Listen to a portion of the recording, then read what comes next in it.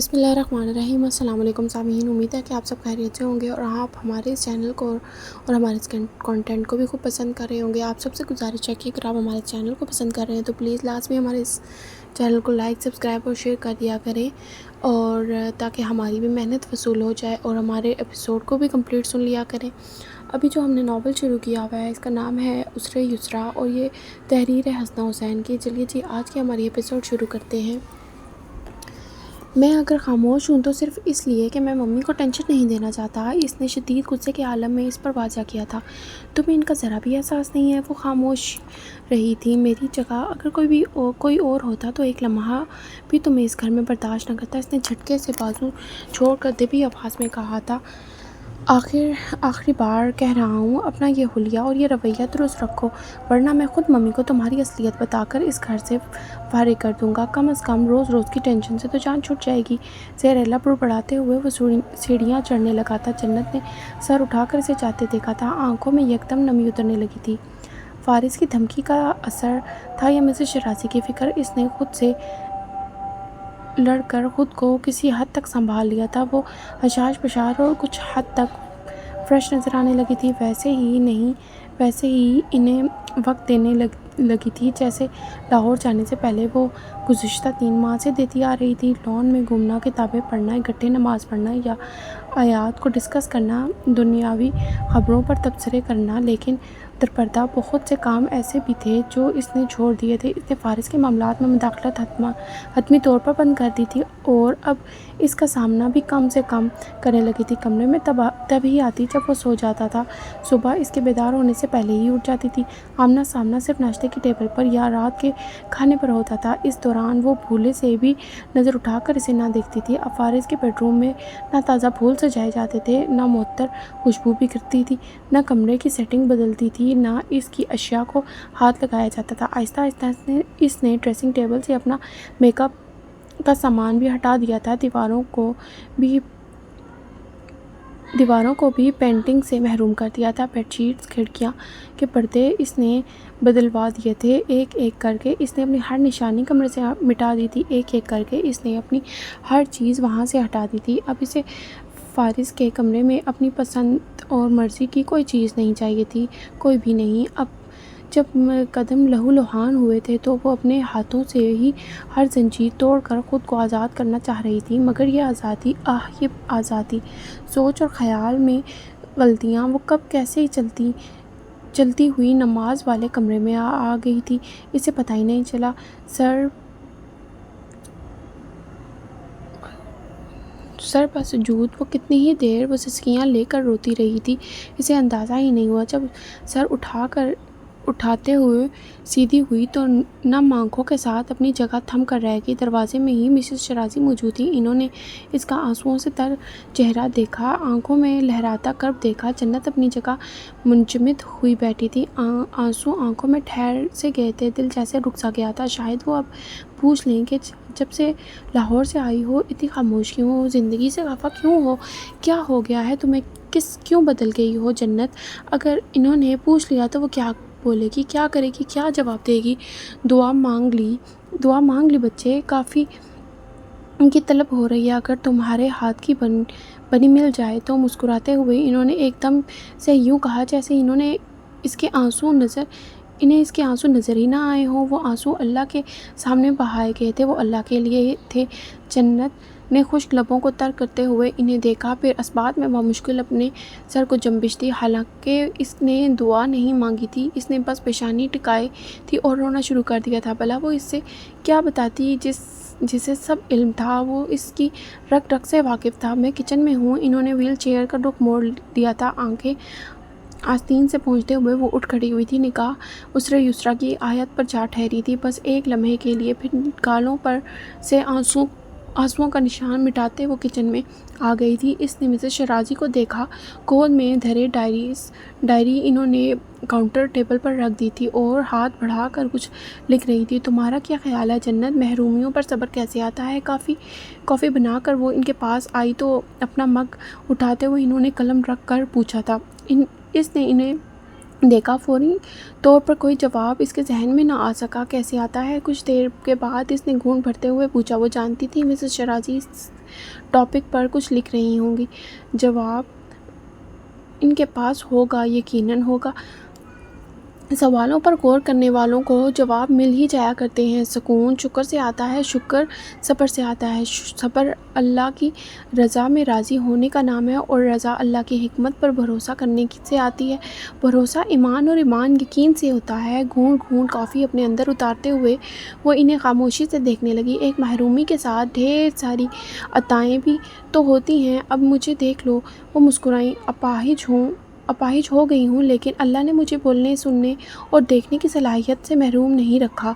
وہ ایک محرومی بہت بھاری ہے، مگر اس کے ساتھ بھی اتنی عطائیں ہیں کہ میں شمار نہیں کر سکتی۔ انہوں نے ایک لمحے کو توقف کیا۔ جب میں عطا پر غور کرتی ہوں تو میرے اندر شکر کا جذبہ اثر اٹھاتا ہے۔ یہی جذبہ مجھے میری محرومی پر صبر سکھا دیتا ہے۔ صبر اللہ کی رضا سے جڑا ہوتا ہے۔ رضا اللہ کی حکمت پر اور اس کی حکمت پر بھروسہ کرنا سکھاتی ہے، اور میں سوچنے لگتی ہوں کہ یقیناً اس میں میرے لیے بھلائی ہوگی۔ یقیناً اللہ نے مجھے کسی بڑی مصیبت سے بچانے کے لیے اس آزمائش میں ڈالا ہوگا، یا مجھے وہ ان حالات سے اس لیے گزار رہا ہوگا تاکہ وہ بدلے میں مجھے کچھ اچھا اور بہترین عطا کر سکے۔ مگ پر گرفت مضبوط کیے جنت خاموش بیٹھی تھی۔ یقین سے ابتدا کرتی ہوں تو شکر پا لیتی ہوں، شکر سے آغاز کرتی ہوں تو یقین مل جاتا ہے۔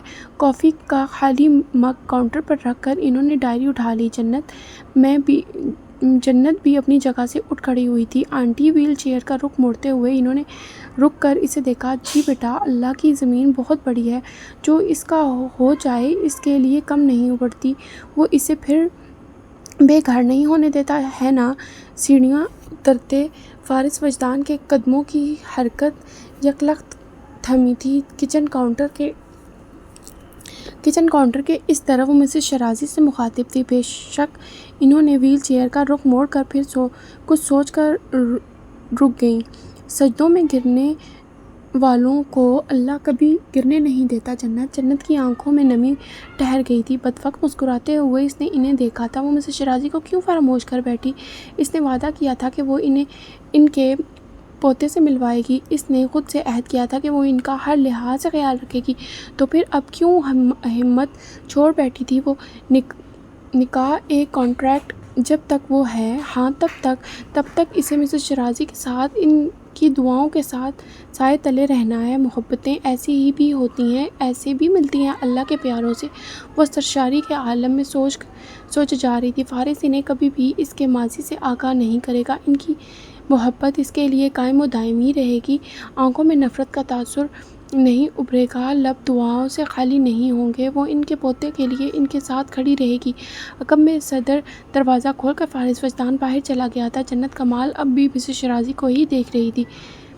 اس کی آنکھ کھلی تو رات کا 1:30 بج رہا تھا۔ اٹھ کر بیٹھتے ہوئے اس نے سینے پر دھری کتاب کافی ٹیبل پر رکھ دی تھی۔ لاہور سے واپسی کے بعد اکثر ایسا ہونے لگا تھا کہ وہ سٹنگ ایریا میں ہی سو جایا کرتی تھی، اور اب جب شدید سردی کا احساس ہوا تھا تو وہ اٹھ کر کمرے میں آ گئی تھی۔ کمرے کے اندر داخل ہوتے ہی اسے یکایک ہی غیر معمولی پن کا احساس ہوا تھا۔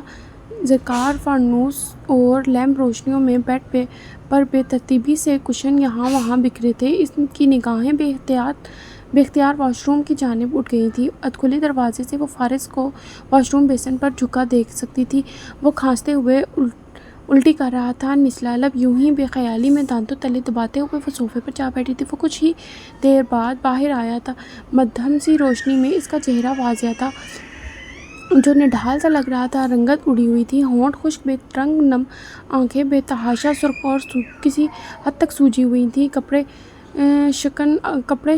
شکن آلود، حلیہ بکھرا ہوا سا تھا۔ وہ قدم اٹھا رہا تھا تو اس کی چال میں واضح لڑکھڑاہٹ تھی۔ پھر وہ کھانستے ہوئے بیڈ پر ढह सा गया था। टांगों पर कंफर्टर फैलाते हुए जन्नत इसे बेड पर बेकरारी से करवट बदलते और बेहतर से खांसते हुए देखकर बेचैन सी हो गई थी। पहला ख्याल यही आया कि वो इसके मामले में ना ही पड़े तो बेहतर है, जैसे कि वो लाहौर से वापसी के बाद से इरादा किए हुए थी। और दूसरा ख्याल ये था कि इसे उठाकर इसकी तबीयत से मुतल्लिक इस्तफ़ार करना चाहिए, मगर चाहते हुए भी इसकी हिम्मत ना हुई थी। वो एक बार फिर उठा वॉशरूम में गया और एक बार फिर वॉशरूम बेसिन पर झुक गया था।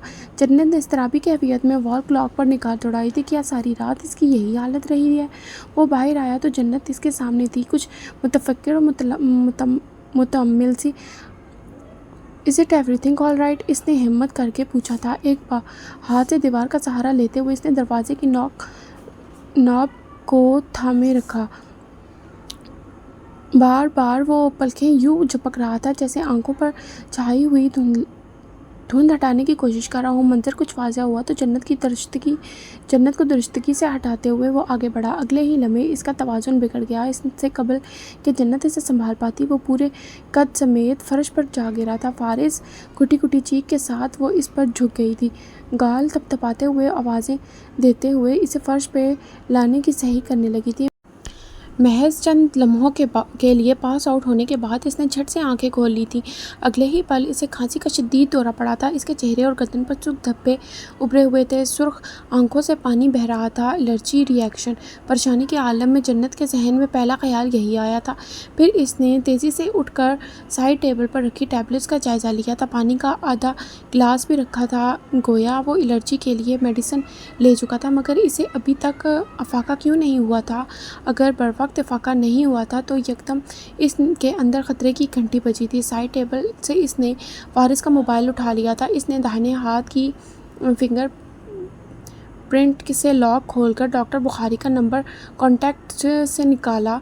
बामुश्किल सांस लेते हुए फारिस बुरी तरह से खांसे जा रहा था। वो अब डॉक्टर बुखारी से मुखातिब थी, इन्हें इसकी सूरत हाल से आगाही दे रही थी, जबकि मतली के शिद्दत एहसास के साथ फारिस को यकदम से अबकाई आई थी। वो उठना चाहता था मगर बर वक्त ऐसा ना कर सका था। मजबूरन इसे फ़र्श पर ही झुकना पड़ा था। डॉक्टर बुखारी से बात करके वो एक बार फिर इसकी तरफ मुतवज्जा हुई थी। इट्स ओके, परेशान मत हो, रिलैक्स रहो, वो इसकी पुश्त तपतपाते हुए कह रही थी। दूर रहो। कुछ गुस्से, कुछ झुंझलाहट और कुछ बेबसी के आलम में इसने बाएं हाथ से जन्नत को परे धकेला था। अंदाज और रवैये से नफरत और झुंझलाहट नुमाया थी। जन्नत दुख और सदमे से इसे देख कर रह गई थी। बहुत कोशिश से वो दीवार के करीब हुआ ताकि सहारा लेकर बैठ सके। दाहिना हाथ गर्दन पर था। वो अपने स्वेटर और शर्ट के बटन खोलना चाहता था मगर खोल नहीं पा रहा था। ये काम भी जन्नत ने सर अंजाम देना चाहा था और इसने एक बार फिर शदीद गुस्से और चिड़चिड़ेपन से इसे परे धकेला था। Stay away from me. जन्नत का दिमाग घूम गया। अगले ही लम्हे इसने फारिस के हाथ जकड़ कर पकड़े थे। इस हालत में भी तुम्हें अपना ही एटीट्यूड दिखाना है? इस हालत में भी वो इस पर फट पड़ी थी। सुर्ख पड़ती आंखों में सदमे लिए फारिस वजदानी से देख कर रह गया था। महज एक लम्हे के लिए इसे सकता हुआ था।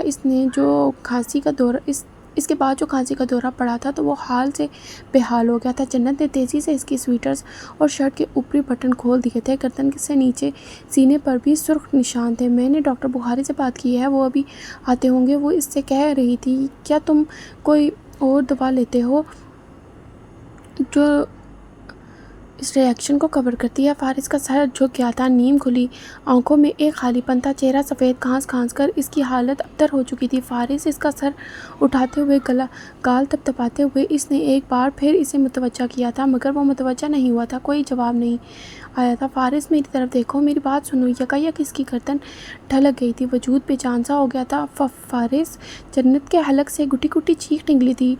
आंखों में खौफ दराया था। दाहिना हाथ मुंह पर जुमाए वो मुतहिश होकर पीछे हट गई थी। फारिस सांस नहीं ले रहा था।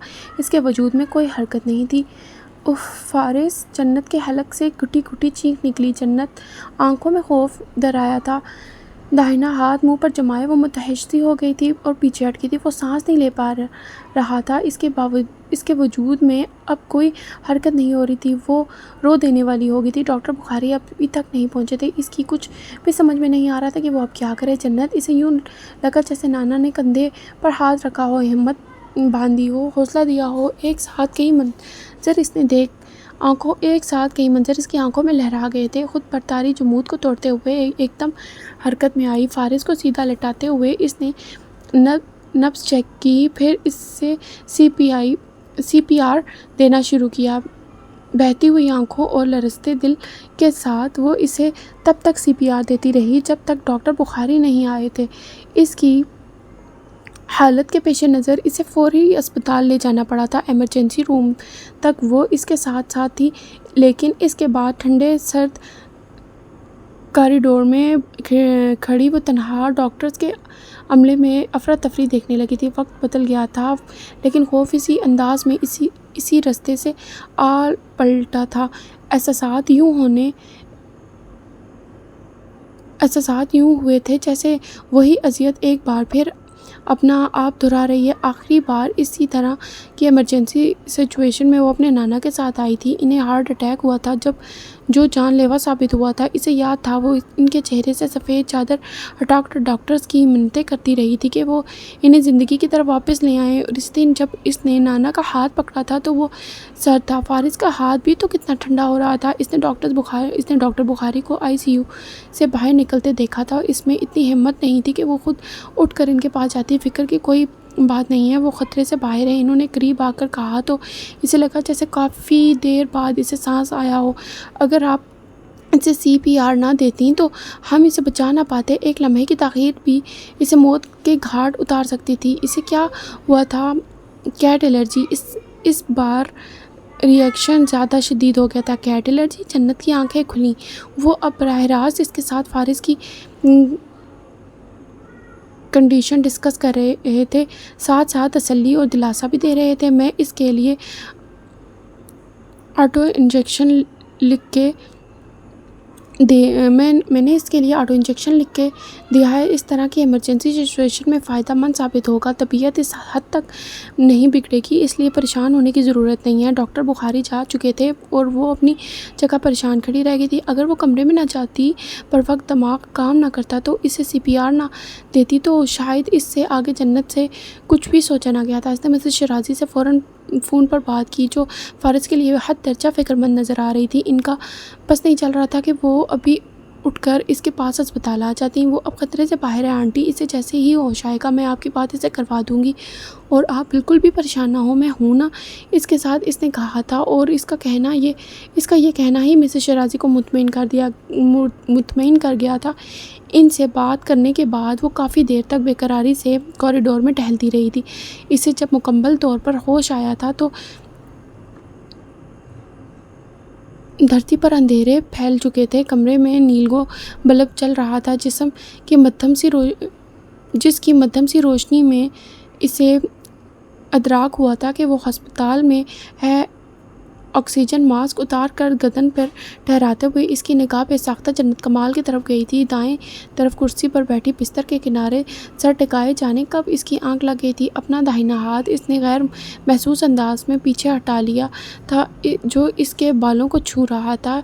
यकायक इसे सीने में दर्द की लहर उठती महसूस हुई थी। आंखें मूंदे वो अगले कई लम्हों तक गहरी सांसें लेता रहा था, मगर बावजूद कोशिश के भी अपनी किराह ना दबा सका था। जन्नत ने हड़बड़ा कर सर उठाया, फिर फ़ौरन उठकर इसकी तरफ मुतवज्जा हुई। इसके थकन ज़दा निढाल चेहरे की रंगत जर्द थी। आंखों के भारी पपोटे सूजे हुए लग रहे थे, लेकिन गर्दन और सीने पर अब रैशेस नहीं थे। अब कैसी तबीयत है? वो पूछ रही थी। मम्मी कैसी हैं? आवाज़ भारी और कुछ हद तक बदली हुई थी। जन्नत इसे कुछ हैरत से देख कर रह गई थी। नीम गनूदगी के आलम में भी इसे याद था कि इसकी माँ फ़िक्र में होगी तो सिर्फ इनकी इसे फ़िक्र थी, तो बस इनकी। वो बिल्कुल ठीक है। झुककर इसने मध्यम आवाज़ में तसल्ली दी। तुम्हें कुछ चाहिए? पानी? इसने भारी तनफ़्फ़ुस के बीच कहा। मुस्तैदी से गिलास में पानी उंडेल कर इसने फारिस की गर्दन को सहारा देकर गिलास लबों से लगा दिया था। इसने चंद घूंट گھونٹ لینے کے بعد تکلیف سے چہرے کے زاویے بگاڑتے ہوئے گلاس دور ہٹا دیا تھا۔ گلے کی سوزش اذیت کا باعث بن رہی تھی۔ چند لمحوں تک خالی نظروں سے کسی غیر اس نے اپنی آنکھیں بند کر لی تھی۔ دوبارہ اسے ہوش دن کے اجالے میں آیا۔ اس وقت آیا تھا جب مشرقی دیواروں کے تمام کھڑکیوں پر سے جنت کمال نے پردے کھینچ کر ہٹا دیے تھے۔ دھوپ کی سنہری کرنیں اس کے چہرے پر پڑنے لگی تھی۔ سوتی جاگتی کیفیت میں اس نے آنکھیں کھول دی تھیں۔ کھڑکی سے باہر سر نکال کر جانے کسے زور و شور سے ہاتھ ہلا کر وہ ہنستے مسکراتے چہرے کے ساتھ سیدھی ہوئی تو فارس وجدان پر نظر پڑتے ہی اس کی مسکراہٹ سمٹ گئی تھی۔ وہ پھول جنہیں وہ ہاتھ میں پکڑے تھی ان کی ڈنڈیاں بھی ڈھلک سی گئی تھیں۔ فارس نے بٹن دبا کر بستر کو سٹنگ پوزیشن میں ایڈجسٹ کیا۔ وہ اپنی جگہ کھڑی یکایک اجنبی ہو گئی، خاموش ہو گئی، سپاٹ ہو گئی۔ کچھ دیر پہلے تک اس کے چہرے پر جتنے بھی رنگ بکھرے ہوئے تھے وہ اب آنکھوں میں بھی نہ رہے تھے۔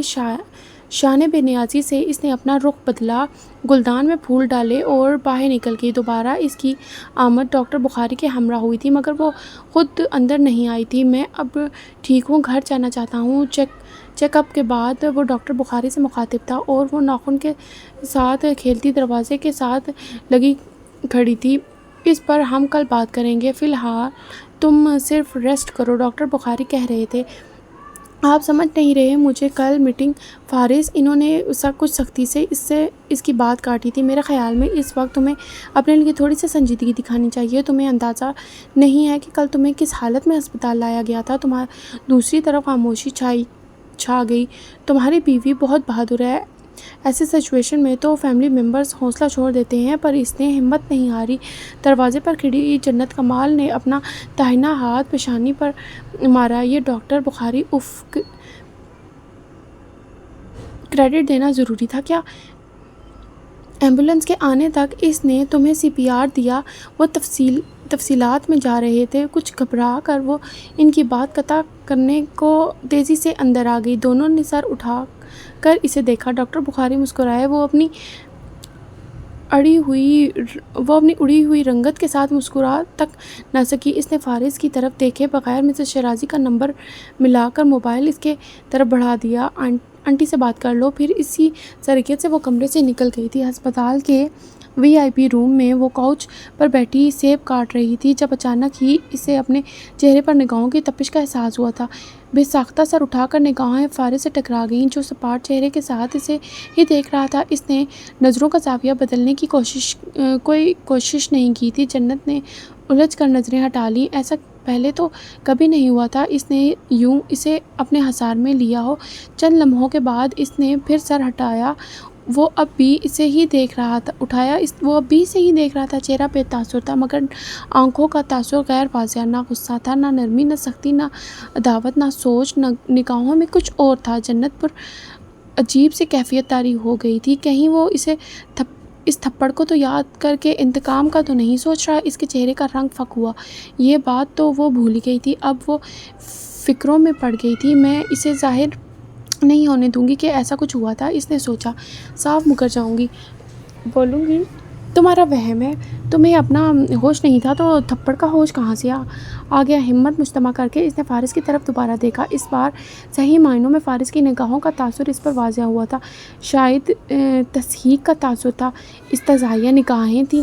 کچھ تو تھا آگ اور برف جیسا، منجمد کرتا، جلا کر راکھ کر دینے والا۔ جنت کے لب بھیج گئے۔ بھویں سکڑیں۔ لاہور سے واپسی کے بعد خود سے کیے جانے والے سارے وعدے اسے ایک ہی لمحے میں یاد آ گئے تھے۔ ان حدود،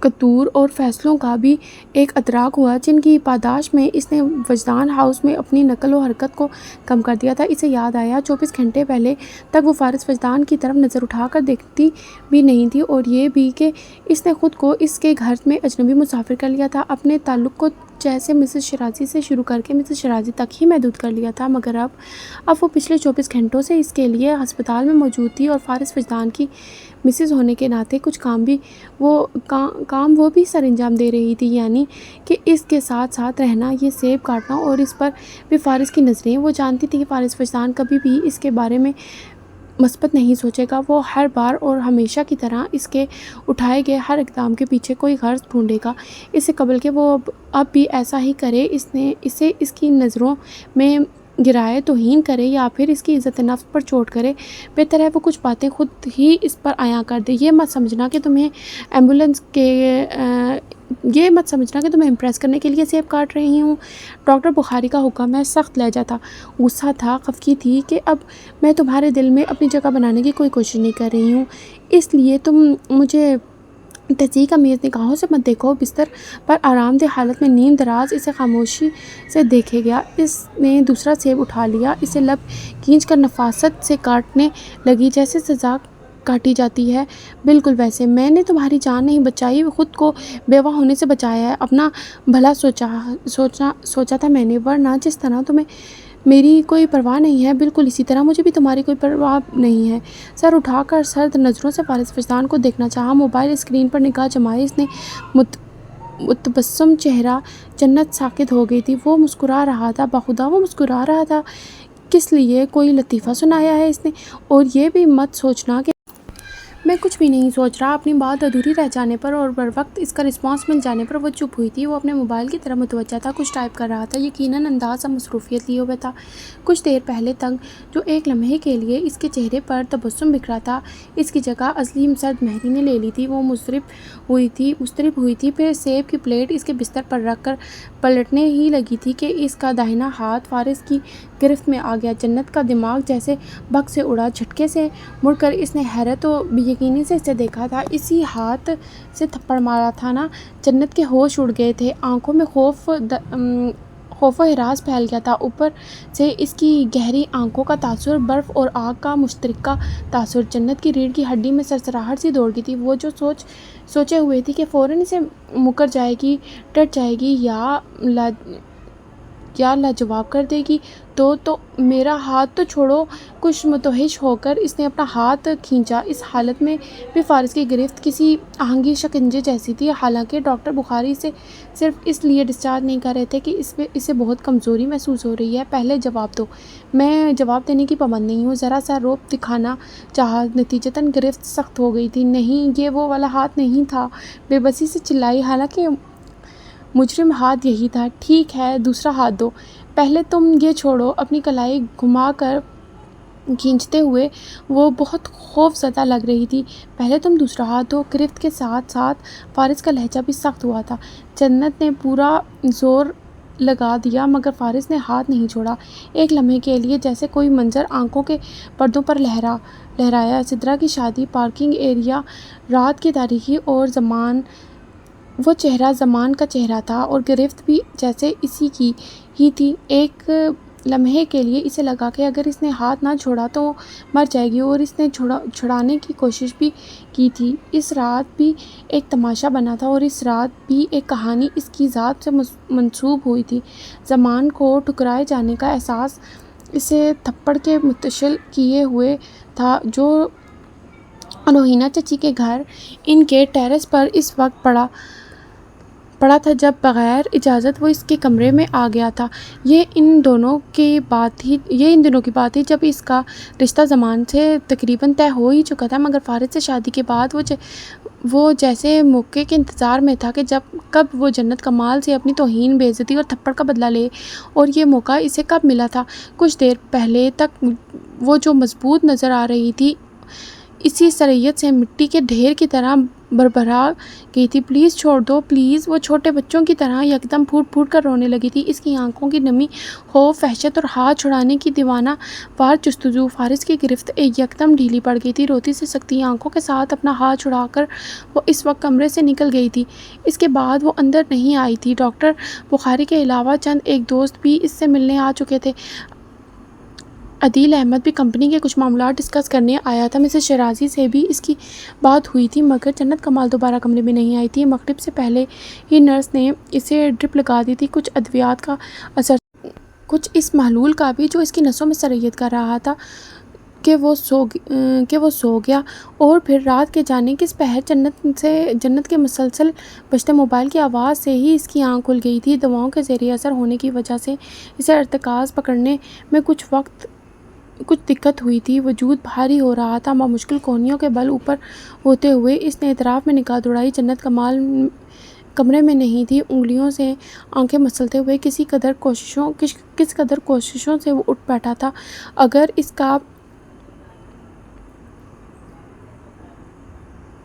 इसका हैंडबैग और मोबाइल ग्लास टेबल पर ना पड़े होते तो वो यही समझता कि वो घर चली गई होगी।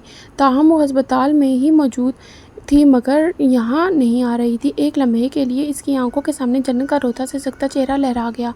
घर की तरह अब भी वो अस्पताल के किसी कोने में रोती पाई गई तो लब भींच कर इसने बेख्तियार अपनी पेशानी को मसला कुछ सोचकर वो बाहर आ गया। चंद कदम उठाने से ही इसका तनफ़ुस भूल गया था। पेशानी गर्क आलूद होने लगी थी। वार्ड में वो नहीं थी। यकीनन वो नीचे होगी या फिर बाहर लॉन में। इसे गुस्सा आने लगा था। सीढ़ियाँ उतरकर इसने